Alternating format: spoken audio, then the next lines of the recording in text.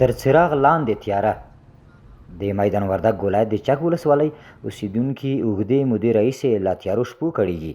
پخوا چې د دوی کورونه د دغه بند برېښنا رڼا کړي وو، د وروستیو سیلابونو له امله د یاد بند کاسه له رسوباتو ډکه شوې ده او د دې فابریکې 3 غوړه توربینونه له کاره لوېدلي دي. د بند 3 کولکي چې د پورې راورې کور ته پورته منطقه ټول بې برکه دي او دا کانال یې ټول کوسه یې ډکه ده د خړو اوبه ذخیره در نوي کې او د چک د برېښنا بند چې دی اوس ډېر ډک شوی دی د خړو څخه، نو هېچا توجه نه ده ورته کړې. د 3-4 کاله کېږي چې موږ د برېښنا څخه استفاده نه ده کړې.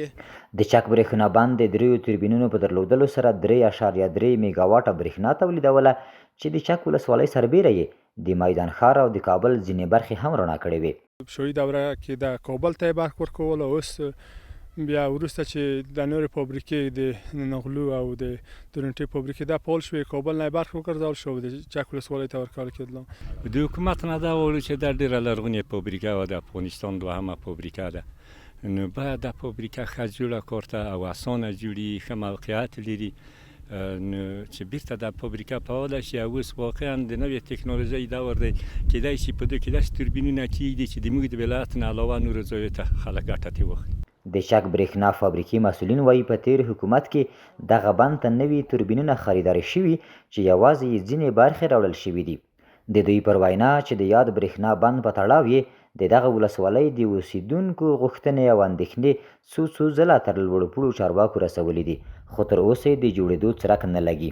حتی څو ورې راغلل، په کراتو راغلل، د هغې سنجمشته کول او برېښنا یو 10 انجینران راولېږل، سروې یې وکړه مکمله، ټول برابر دی وکړو چې هغه کار شروع کړو.